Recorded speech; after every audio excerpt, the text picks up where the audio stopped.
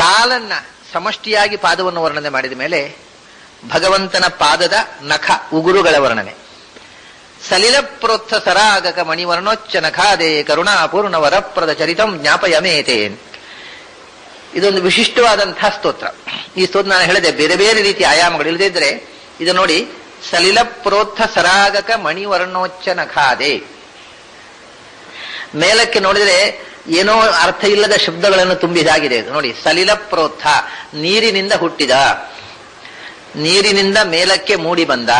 ಸರಾಗಕ ಅಂದ್ರೆ ಕೆಂಪು ಬಣ್ಣದಿಂದ ಕೂಡಿದ.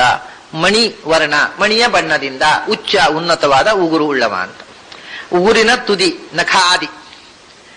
ಇದರಲ್ಲಿ ಒಂದಕ್ಕೆ ಏನು ಸಂಬಂಧವೂ ಇಲ್ಲ ನೋಡಿ. ಮಣಿ ನೀರಿನಿಂದ ಹುಟ್ಟಿದ, ಸಲಿಲ ಪ್ರೋತ್ಥ ಸರಾಗಕ, ರಾಗ ಅಂದ್ರೆ ಕೆಂಬಣ್ಣ, ಕೆಂಬಣ್ಣದಿಂದ ಕೂಡಿದ ಮಣಿ.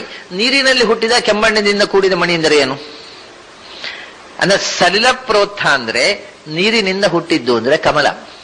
ಅದಕ್ಕೆ ಸಲಿಲ ಪ್ರೋತ್ಥ. ಸಲಿಲ ಕಮಲಕ್ಕೆ ಜಲಜ ಅಂತಲೇ ಹೆಸರು, ನೀರಿನಲ್ಲಿ ಹುಟ್ಟುವಂಥದ್ದು. ಸಲಿಲ ಪ್ರೋತ್ಥ ಅಂದ್ರೆ ಕಮಲ. ಕಮಲದ ಸಮಾನವಾದ ಬಣ್ಣವುಳ್ಳ ಮಣಿ ಅಂದ್ರೆ ಕೆಂದಾವರಿಗೆ ಸಮಾನವಾದ ಮಣಿ ಅಂದ್ರೆ ಕೆಂಪು ಮಣಿ. ಅದನ್ನ ಸಲಿಲ ಪ್ರೋತ್ಥವಾದ ನೀರಿನಲ್ಲಿ ಹುಟ್ಟಿದ ಕಮಲಕ್ಕೆ ಸಮಾನವಾದ ರಾಗ, ಸಮಾನವಾದ ಕೆಂಬಣ್ಣವುಳ್ಳದ್ದು ಮಣಿ ಅಂದ್ರೆ ಕೆಂಪು ಮಣಿ. ಪದ್ಮರಾಗ, ಪದ್ಮರಾಗ ಅಂತ ಹೇಳ್ತಾರೆ ಅದಕ್ಕೆ ನೋಡಿ. ಸಲಿಲ ಪದ್ಮದಂತೆ ರಾಗ, ಶಬ್ದ ಪದ್ಮರಾಗ ಮಣಿ ಅಂತ. ಕಮಲದಂತೆ ಕೆಂಪು ಬಣ್ಣವುಳ್ಳದು ಅಂದ್ರೆ ಆ ಶಬ್ದದ ಅರ್ಥ. ಪದ್ಮ ಅಂದ್ರೆ ಕಮಲ, ಅದೇ ಸಲಿಲ ಪ್ರೋತ್ಥ. ಅದರಿಂದ ಸರಾಗವಾಗಿರತಕ್ಕ ಮಣಿ ಅಂದ್ರೆ ಪದ್ಮರಾಗ ಮಣಿ ಆಯ್ತು. ಸಲಿಲ ಪ್ರೋತ್ಥ ಸರಾಗಕ ಮಣಿ.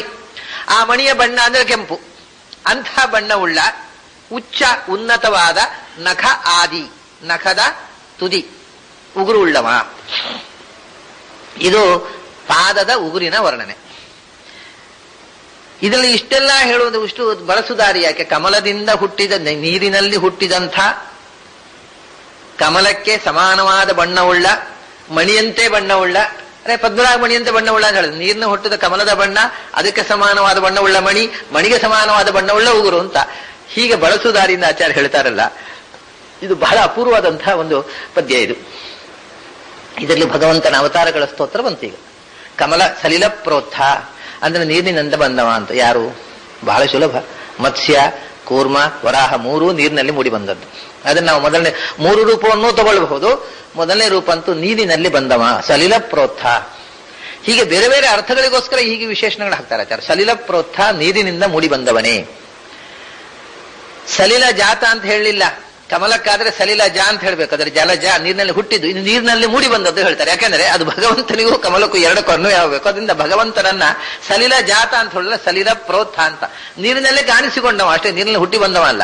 ಸಲಿಲ ಪ್ರೋತ್ಥ ನೀರಿನಿಂದ ಮೂಡಿ ಬಂದವ. ಯಾರವ? ಸರಾಗಕ ಅಂತಾರೆ. ಅಗ ಅಂತಂದ್ರೆ ಪರ್ವತ, ಕ ಅಂದ್ರೆ ಶಿರಸ್ಸು. ನಾವು ಈಗಲೇ ನೋಡಿದ್ದೇವೆ. ಅಗಕ ಅಂದ್ರೆ ಯಾರ ಶಿರಸ್ಸಿನಲ್ಲಿ ಪರ್ವತ ಇದೆಯೋ ಅವನು ಅಗಕ. ಅದು ಹೇಗೆ ಹೊತ್ತಿದ್ದಾನೆ ಪರ್ವತವನ್ನ ಅಂದ್ರೆ ಸರಂ. ರಂ ಅಂದ್ರೆ ಸಂಸ್ಕೃತದಲ್ಲೇ ರಮಣ, ಕ್ರೀಡೆ. ಸ ರಂ ಅಂದ್ರೆ ಸಲೀಲವಾಗಿ, ಆನಂದವಾಗಿ, ಕ್ರೀಡೆಯಿಂದ, ಲೀಲೆಯಿಂದ ಬೆಟ್ಟವನ್ನು ತಲೆಯಲ್ಲಿ ಹೊತ್ತವ ಅವನು ಸರಾಗಕ. ಹಾಗಾದ್ರೆ ನೀರಿನಿಂದ ಹುಟ್ಟಿದವ ಸರಾಗಕ, ಬೆಟ್ಟವನ್ನು ತಲೆಯಲ್ಲಿ ಹೊತ್ತವ.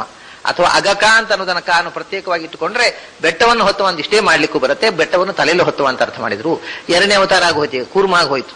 ನೀರಿಗೆ ಬಂದ, ನೀರಿನಲ್ಲಿ ಬೆಟ್ಟವನ್ನು ತಲೆಯಲ್ಲಿ ಹೊತ್ತ. ಕ ಅಂದ್ರೆ ನೀರು ಅಂತಲೂ ಅರ್ಥ ಮಾಡಬಹುದು. ನೀರಿನಲ್ಲಿ ಬೆಟ್ಟವನ್ನು ಹೊತ್ತವ ಸರಾಗಕ. ಸರಿ. ಆಮೇಲೆ ಮಣಿವರ್ಣ ಮೂರನೆಯವನಿಗೆ ಶ್ವೇತವರಾಹ ಅಂತ ಹೆಸರು. ಅವನ ಬಣ್ಣ ಬಿಳಿ. ಮಣಿ ಅಂದ್ರೆ ಆದ್ರಿಂದ ಯಾವ ಮಣಿ ಇದು? ಸ್ಫಟಿಕ ಮಣಿ. ಮಣಿವರ್ಣ ಅಂದ್ರೆ ಸ್ಫಟಿಕ ಮಣಿಯಂತೆ ಬಣ್ಣ ಇರುವ ಅಂದ್ರೆ ಶ್ವೇತವರಾಹ ಅಂತ ಅರ್ಥ ಆಯ್ತು. ಇನ್ನು ನೀಲವರಾಹ ಇದ್ದಾನೆ, ಅವಾಗ ನೀಲಮಣಿ. ಅದಕ್ಕೋಸ್ಕರ ಅವರು ಸ್ಫಟಿಕ ಮಣಿ ಅಂತ ಹೇಳುದಿಲ್ಲ, ಮಣಿವರ್ಣ ಅಂತಾರೆ. ವರಾಹ ನೀಲವರಾಹ ಇದ್ದಾನೆ, ಶ್ವೇತವರಾಹ ಇದ್ದಾನೆ.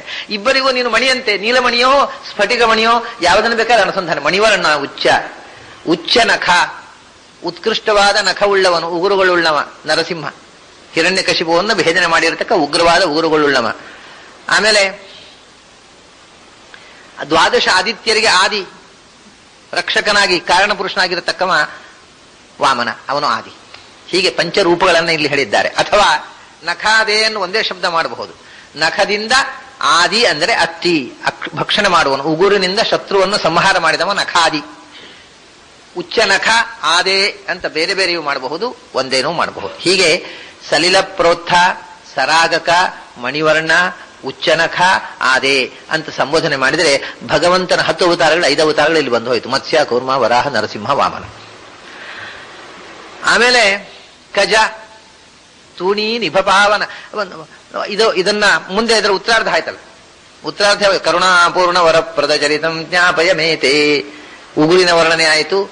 10 ಅವತಾರಗಳಲ್ಲಿ 5 ಅವತಾರಗಳ ವರ್ಣನೆ ಆಯಿತು. ಸಲಿಲ ಪ್ರೋತ್ಥ, ಸರಾಗಕ, ಮಣಿವರ್ಣೋಚ್ಚನಖಾದೇ, ಕರುಣಾಪೂರ್ಣ ವರಪ್ರದ ಚರಿತಂ ಜ್ಞಾಪಯ ಮೇತೆ.